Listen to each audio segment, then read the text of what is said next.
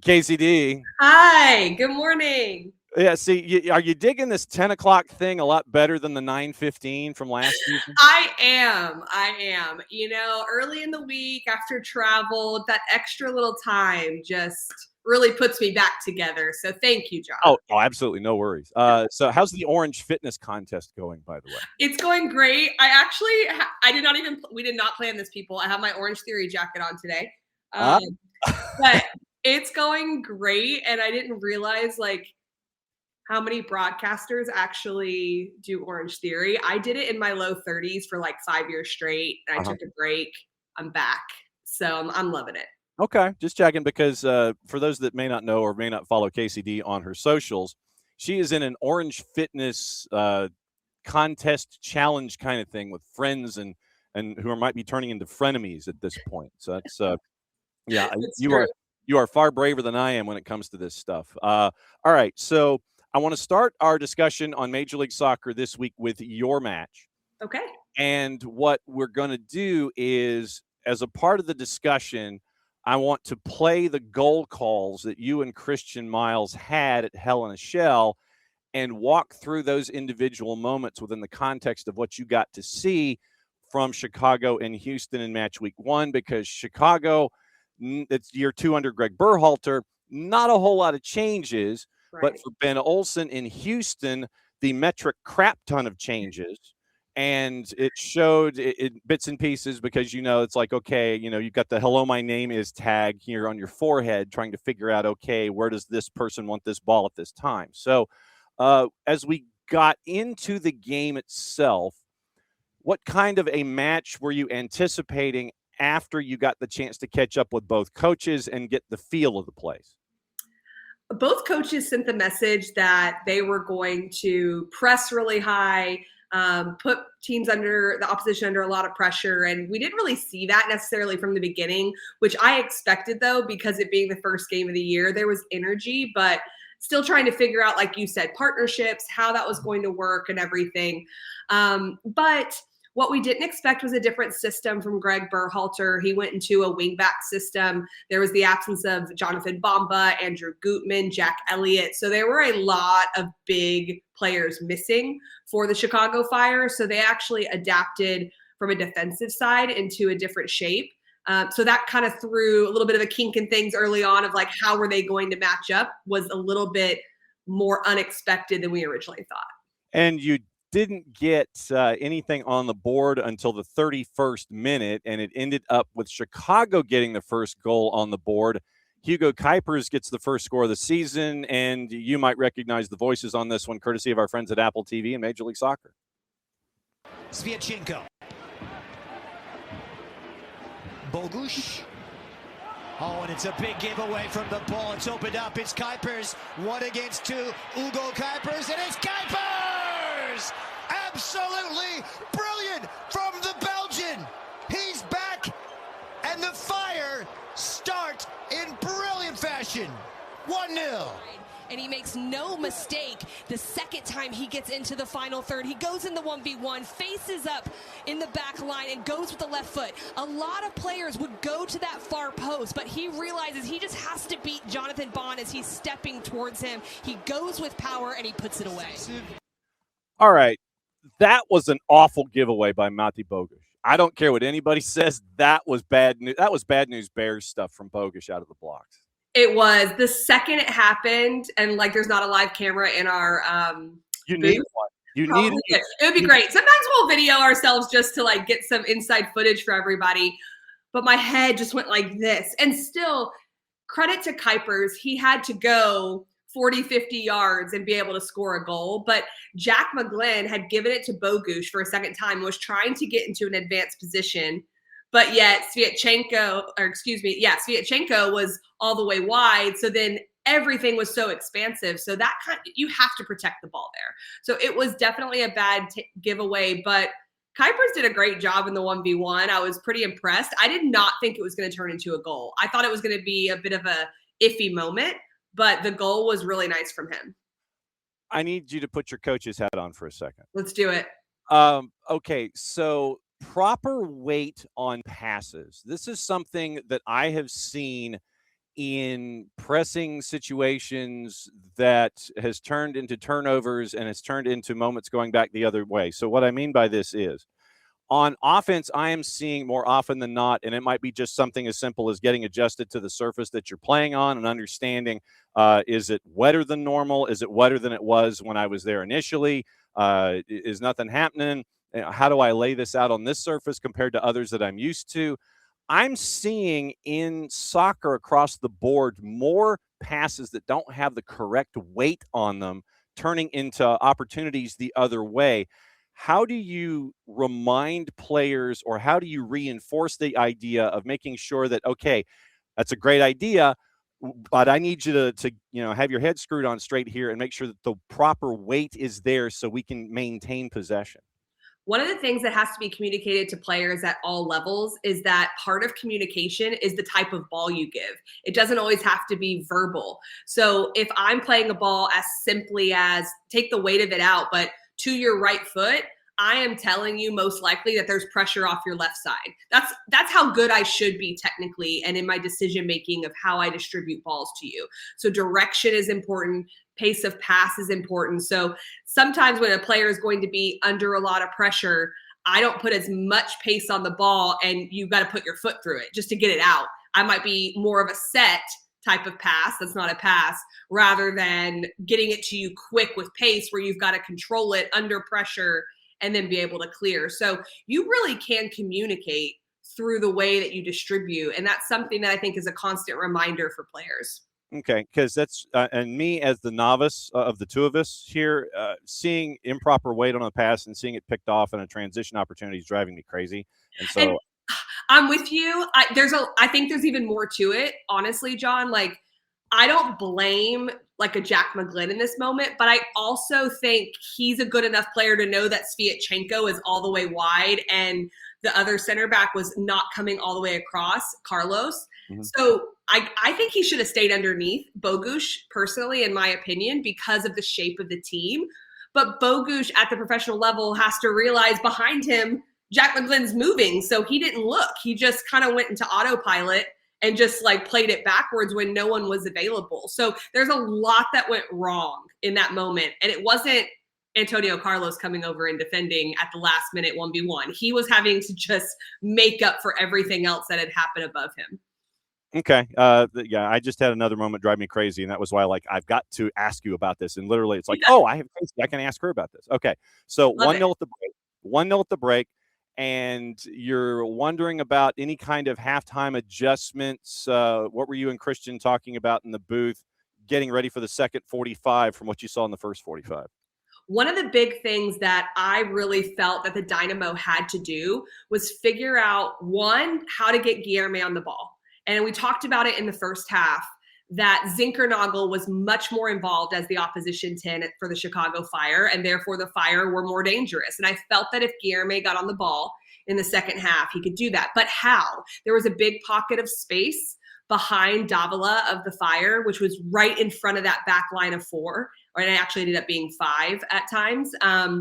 That space in front of Joel Waterman was a really big space, but how Guilherme and Ponce manipulated that together, I felt was going to be really important. So if Ponce comes to the ball, Guilherme's got to go, and vice versa, to make Chicago make decisions. Because in the first half, they didn't ask any questions of the Chicago Fire back line. And they did in the second 45, and we have the evidence to prove it. Starting in the 67th minute, and I mentioned to folks in our open when I was teasing your Tuesday visit, the one call, I think it's this first goal coming up, where you were almost clairvoyant. You had the soothsayer hat on, the fortune teller hat on, and literally you're talking about Ezequiel Ponce and connecting with Guilherme, and I'm like, she had that nailed. So here's the call and the setup for it that made it 1-1. Guilherme's first goal on the evening at Hell in a Shell, once again courtesy of our friends at Apple TV and Major League Soccer. Only won 5 of those here on home soil in 2025. Here's Ponce. But that's what I like from Ponce right there, and this is why. Short line, Guilherme, he's in. He's gotten goal side. This could be it. Guilherme! Welcome to Major League Soccer!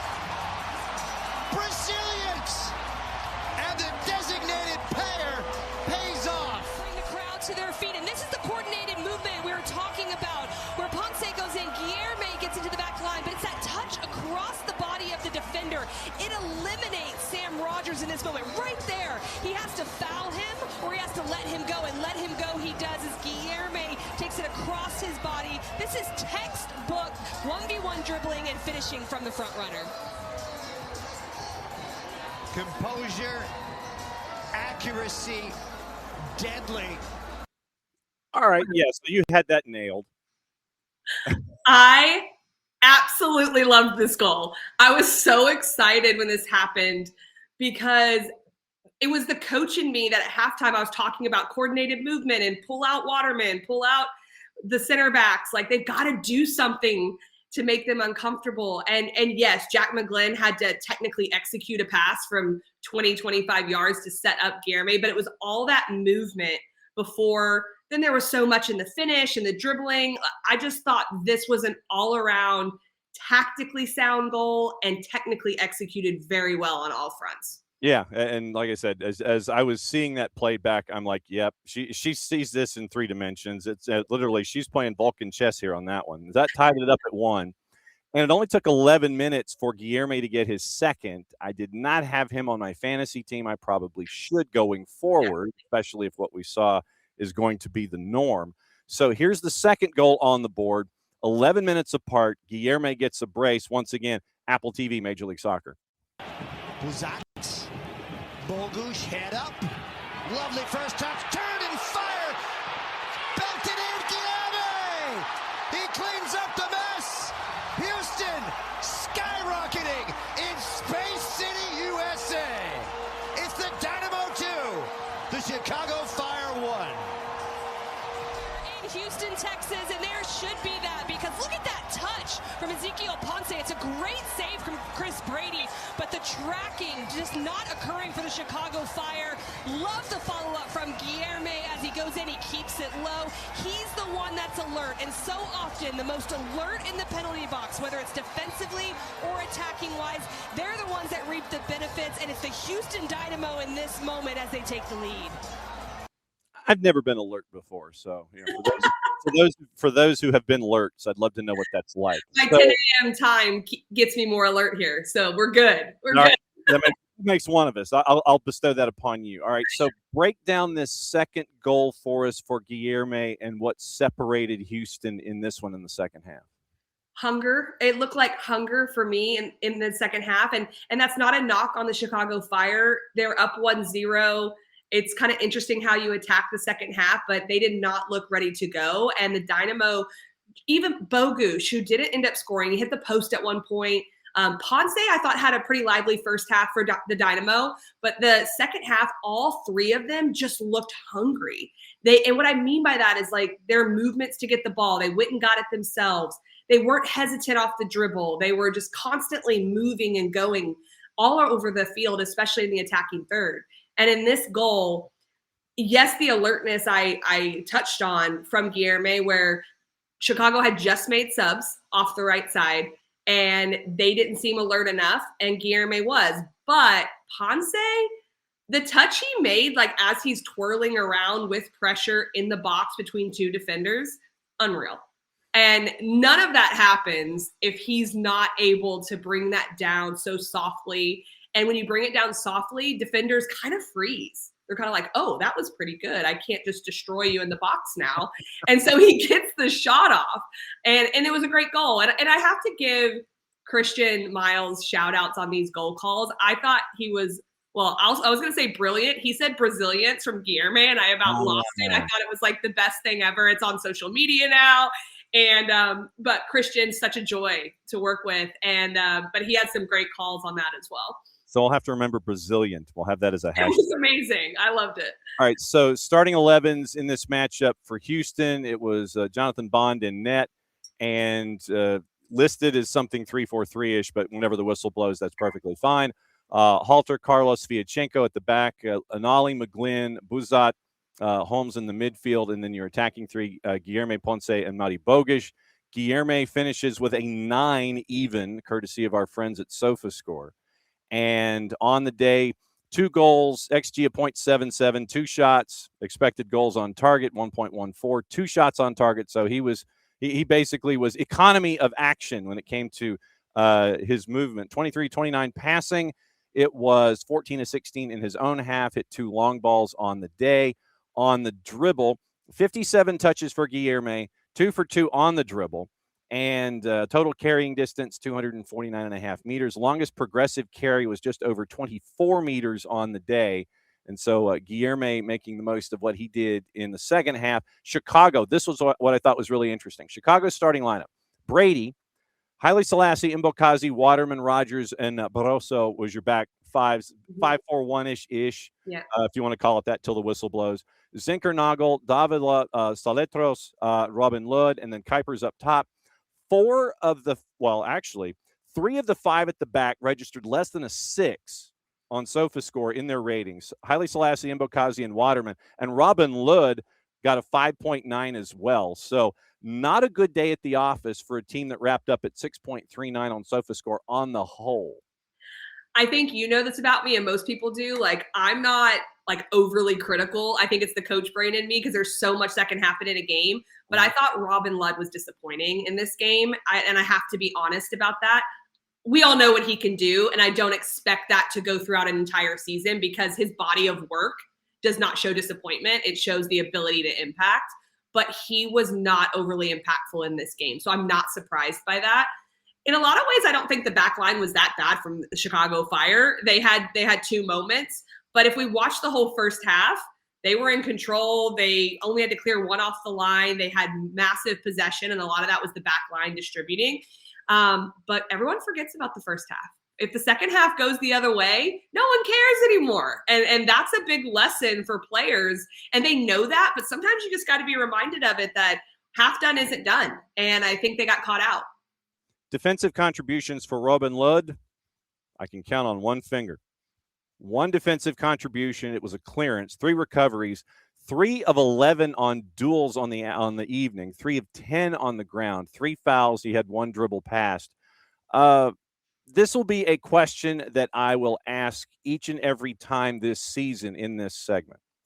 And this, once again, is the coach hat being put on you from these 2 teams. We're going to have Max Anderson, play-by-play voice of the Fire, coming on tomorrow. But no match that you win is 100% good.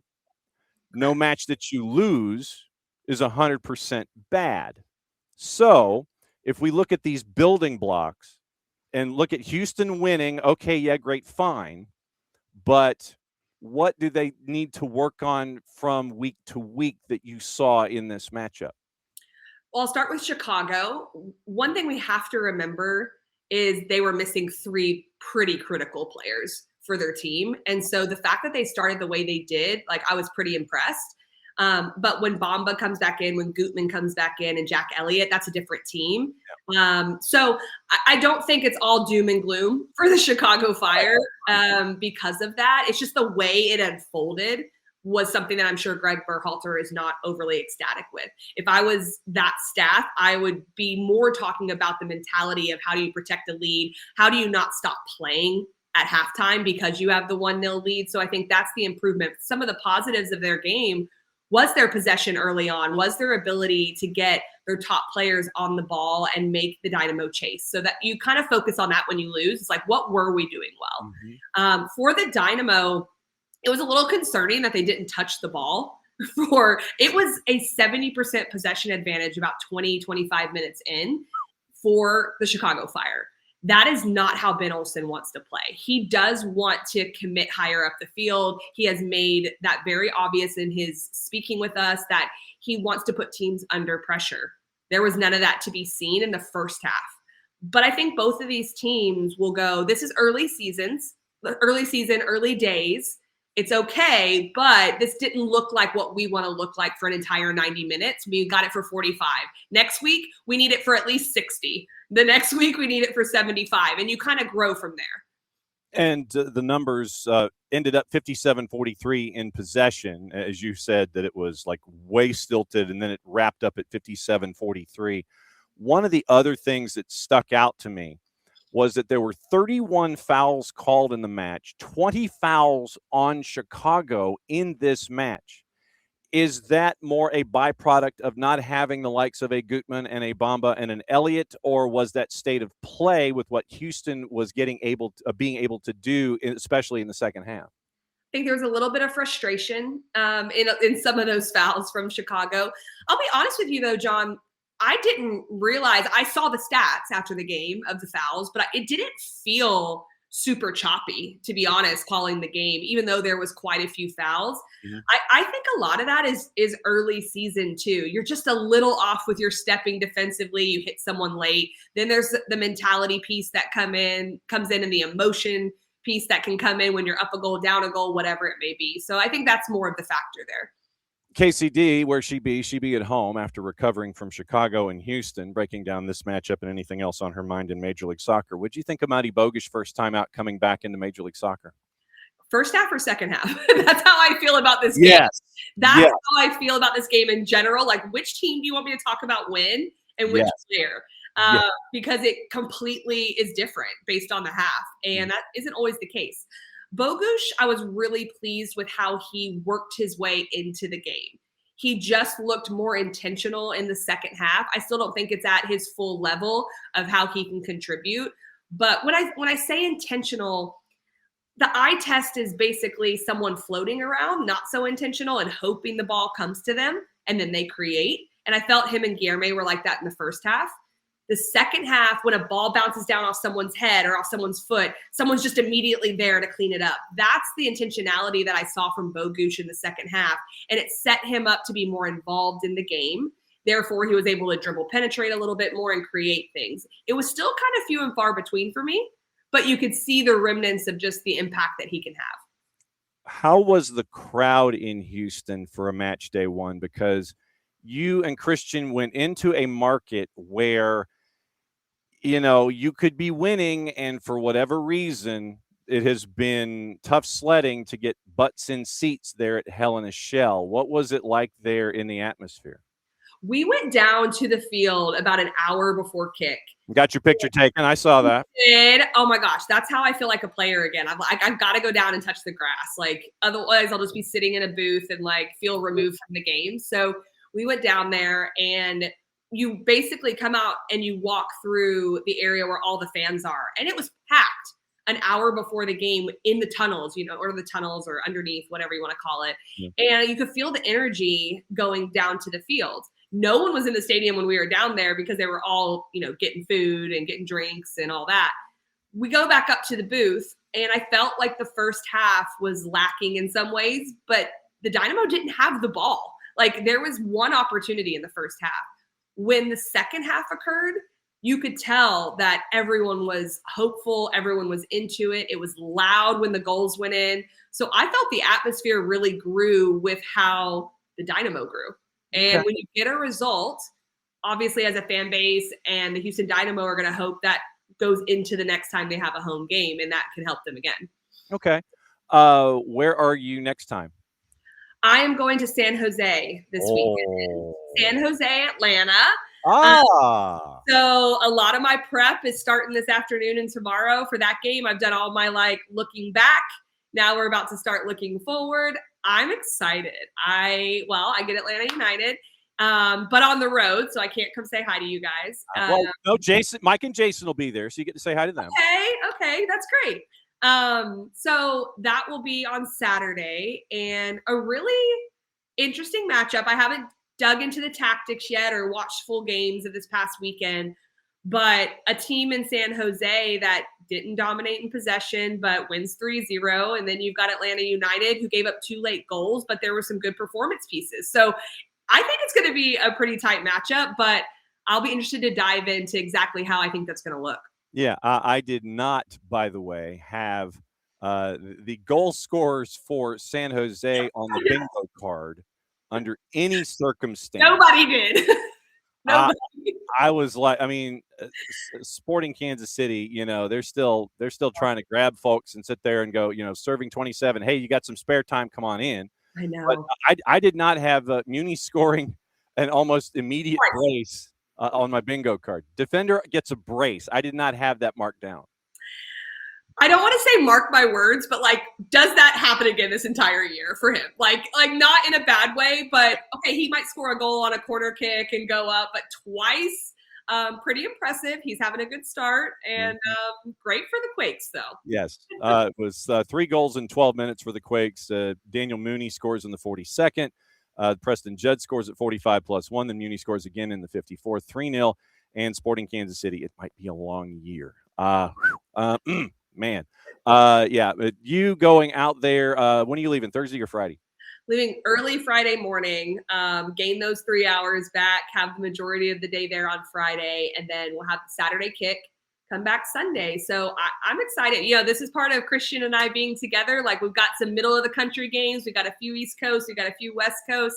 So I'm going to his neck of the woods this weekend. It'll be an easy travel day for him, and should be fun. Yeah, and we definitely need the intel on Christian and how he is on the road, what he eats. We need all the background intel on Christian as you develop your file as we go here. Safe travels. Thank you. And pretty much what we did this week, we're going to be doing all season long. So take this template, cut it out. Perfect. John's going to have weird questions. We'll roll through the goals and take a look at where you've been and where you're going. So this is us. Say hi to Owen. Glad you're back. And he's probably going to grab you and go, it's like, no, we got stuff to do. So this is a highlight of my week. He can hang out. It's totally fine. I don't want to rush it ever. And he's the most chill dog, besides like the one time he barked. And then, that's fine. Hey, the studio audiences are fine. And when he goes out and hangs out in the snow and does all those things. Exactly. Kacey, as always, it's great to catch up with you here on Tuesdays. Be safe. And we will catch up with you next week for Atlanta San Jose coverage. This sounds great. Interesting. Be good. We'll see you soon. Bye. There goes Kacey D. Where's she be? She be next week at PayPal Park, and she's going to look at the airport. So she gets to fly into the airport and stare at it. She's going to stare at the San Jose airport the entire time and go, the airport's right there. And wow, that's going to be, that's right. San Jose has they have a flight restriction. It's like they don't leave town after like 10 o'clock local time, or 10 or 11 local time. So if she's catching the Alley Bird home, that's going to be a challenge, getting there in time. Or is it just another Saturday night in the hotel near the airport, get up first thing Sunday morning, come back, and you lose 3 hours. So interesting for Kacey. Okay, so that's what we're going to be doing with Kacey every week, is we're going to look at her game, have her put her coach's hat on for situations, because I had to ask about weight and passing, because that has been driving me nuts, and how you can keep an eye on that as we go. So we'll keep an eye on that, but that's kind of what we're doing every week with KCD, is we're going to look at her match, put the coach's hat on, and then take a look at individuals and growth and all this kind of stuff, and then get ready for her next match and have her talk about that. But another voice to talk about San Jose and Atlanta on Tuesday next week. That's going to be very cool.